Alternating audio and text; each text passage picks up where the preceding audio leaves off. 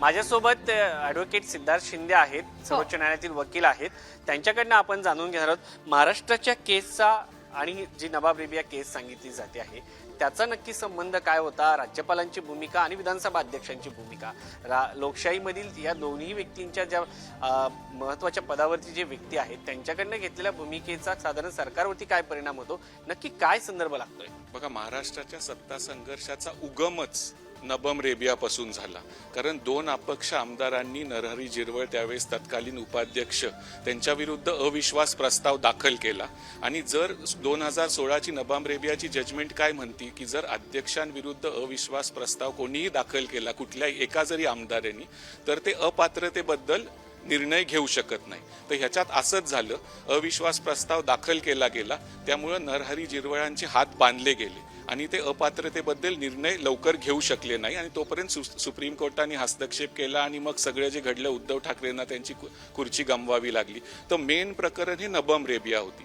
तर आता उद्धव ठाकरेंनी जेव्हा हे सुप्रीम कोर्टात प्रकरण आलं त्यावेळेस प्रयत्न पण केला की नबम रेबिया हे चुकीचं डिसिजन आहे असं त्यांचं म्हणणं होतं. आणि हे जर बदलायचं असलं तर ते 5 जजेसच्या खंडपीठाचं डिसिजन होतं, ते आपण 7 जजेसकडे पाठवायला पाहिजे. त्यावेळेस सुप्रीम कोर्टाने 2 दिवस हे प्रकरण ऐकलं, पण त्यांनी असा निर्णय दिला की आम्हाला वाटत नाही की हे 7 जजेसकडे पाठवावं. पण नंतर 11 मेला जेव्हा फायनल निकाल आला त्याच्यात सुप्रीम कोर्टाने सांगितलं की आत्ता हे सगळं पूर्ण प्रकरण डिटेलमध्ये ऐकून आम्हाला असं वाटतंय की हे प्रकरण 7 जजेसकडे जावं. त्याला आता 5 महिने झालेत, पण उद्याच्या लिस्टमध्ये आता हे 7 जजेस समोर प्रकरण लिस्ट केलं गेलेलं आहे. उद्या त्याच्यावर आर्ग्युमेंट सुरू होणार नाहीयेत. उद्या फक्त हे प्रकरण लिस्ट झालंय आणि 7 जजेस समोरची प्रक्रिया उद्या सुरू होणार आहे. त्याला एखादं 6-8 महिने, वर्षही लागू शकतो निकाल यायला. त्याचा महाराष्ट्राला तसा काय फायदा होणार नाही ना उद्धव ठाकरेंना फायदा होईल. ह्याचा फक्त एकच होईल की उद्या दुसऱ्या कुठल्या राज्यात असं वापरलं गेलं, हा एक हातखंडा होता, कॉन्स्टिट्यूशनल हातखंडा. तो भाजपनी आणि एकनाथ शिंदे साहेबांनी वापरला आणि त्याला त्यांचा हक्क होता ते वापरायचा. पण ते वापरलं जाऊ नये पुढे, त्याच्यासाठी सुप्रीम कोर्टाला वाटतंय की ती 2016ची एक चूक होती, ती आपल्याला दुरुस्त करावी लागेल. तर त्याच्या संबंधी उद्या हिअरिंग होणार आहे. उद्या औपचारिक हिअरिंग आहे. उद्या पण ball will be set rolling, म्हणजे उद्या सुरुवात होईल त्या प्रकरणाची आणि मग त्याचे डेट्स पडतील. 7 जजेस परत एकत्र बसणं, ते ऐकणं, त्यामुळे ह्याला वेळ लागू शकतो. पण त्या ह्यानी आपल्याला समजतंय की सुप्रीम कोर्टाची इच्छा आहे की ती 5 जजेसची जी नबम रेबिया जजमेंट आहे त्याला आपल्याला ओव्हररूल करावं लागणार आहे. त्यामुळेच त्यांनी 7 जजेसकडे हे प्रकरण पाठवलेलं आहे. राज्यपालांच्या भूमिकेबद्दलही आपल्याकडे साशरे ओढण्यात आले होते, मात्र नवाब रेबियामध्ये त्याचा संबंध आपल्याला पाहायला मिळत नाही. मात्र राज्यपालांच्या या भूमिकेचा आपल्या केसमुळे काही परिणाम इतर राज्यावरती होईल? नाही, त्याच्या नबाम रेबिया हे फक्त अध्यक्षांपुरतंच आहे. अध्यक्षांवर जर अविश्वास प्रस्ताव असला तर ते अपात्रतेबद्दल निर्णय घेऊ शकत नाही. राज्यपालांचं त्याच्यात काहीच भूमिका नाहीये. फक्त पण सुरुवातच सगळी नबाम रेबियामुळे महाराष्ट्रात झाली. कारण गुवाहाटीला जायच्या आधीच किंवा लगेच गेल्यानंतर 2 अपक्ष आमदारांनी जो अविश्वास प्रस्ताव दाखल केला आणि त्यामुळे झिरवळांचे हात बांधले गेले. तर त्याच्यामुळं हे सगळं प्रकरण सुरू झालं. आता त्याला महाराष्ट्राचा तर त्याला काही फायदा होत नाहीये. महाराष्ट्रात म्हणजे उद्धव ठाकरेंना त्याला फायदा होणार नाही त्याचा.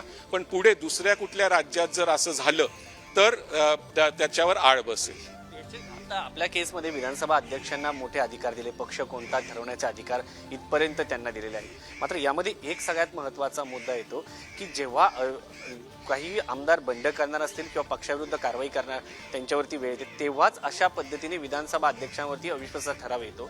तर त्याचा कालावधी आणि विधानसभा अध्यक्षांना याच्या संदर्भात काही निर्णय घेण्यासाठी पॉवर या घटनापीठाकडनं दिले जाऊ शकतात का? हो, दिले जाऊ शकतात. म्हणजे जर हे तुम्ही डिसिजनच रिव्हर्स केलं तर तो विषयच संपेल. म्हणजे कुठल्या जरी आमदारांनी अविश्वास प्रस्ताव दाखल केला आणि अध्यक्षांचे हात बांधले, म्हणजे अपात्रतेबद्दल ते डिसिजन घेऊ शकत नाही, जर हा निकालच तुम्ही निरस्त केला आणि तर मग तो विषयच संपतो. त्यामुळे असं हे स्ट्रॅटेजी दुसऱ्या कोणाला म्हणजे कुठल्याही पक्षाला दुसऱ्या कुठल्या राज्यात वापरता येणार नाही, अशी खबरदारी सुप्रीम कोर्ट घेतंय.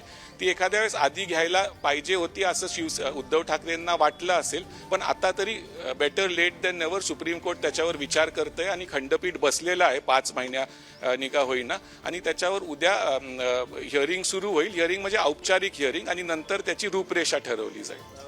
आज एक महत्त्वाचा मुद्दा आहे की पक्ष आणि चिन्ह ही केस देखील आज तारीख पे तारीख पुढे जात आहे. काय नक्की घडतंय आज कोर्टात? घडेल की केस उद्यावरती जाईल? बघा, पक्ष आणि चिन्ह जेव्हा इलेक्शन कमिशननी उद्धव ठाकरेंकडून काढून घेऊन एकनाथ शिंदेंना 11 फेब्रुवारीला दिलं, तातडीने उद्धव ठाकरे इथे सुप्रीम कोर्टात आले आणि स्टे मागितला. स्टे नाकारला गेला, पण नोटीस इश्यू झाली त्या मॅटरमध्ये. आता तेव्हापासून फेब्रुवारी नंतर नोटीस इश्यू झाल्यानंतर रिप्लाय, रिजॉइंडर ही सगळी पूर्तता झालेली. आता हे मॅटर आर्ग्युमेंटसाठी आलेलं आहे. तर उद्धव ठाकरेंची हीच इच्छा होती की पक्ष आणि चिन्ह सुप्रीम कोर्ट आपल्याला देईल. असे ते कॉन्फिडेंट का होते? कारण त्यांना वाटतंय की तांत्रिक मुद्द्यावर फक्त इलेक्शन कमिशननी त्यावेळेस निर्णय दिला होता, आमदार खासदारांच्या संख्येवर. पण आता उद्धव ठाकरेंची इच्छा होती की सुप्रीम कोर्टाला ते पटवून देणार होते की इलेक्शन कमिशनचा निर्णय कसा चुकीचा आहे. पण ती आज वेळ होती, पण अनफॉर्च्युनेटली ती आर्ग्युमेंट होऊ शकली नाही, कारण एक दुसरं इम्पॉर्टंट मॅटर चालू आहे. उद्या पण रेबिया आणि दुसरे 7-9 जजेसचे मॅटर आहेत.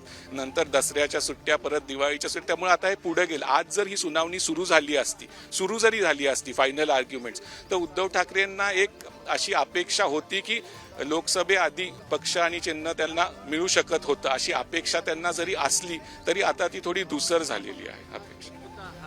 शिवसेना आणि राष्ट्रवादी, शिवसेनेच्या केस संदर्भात जर सर्वोच्च न्यायालयात दिलासा मिळाला तर राष्ट्रवादीसाठी देखील मोठा दिलासा म्हणावा लागेल, कारण केस सेम आहे जवळजवळ.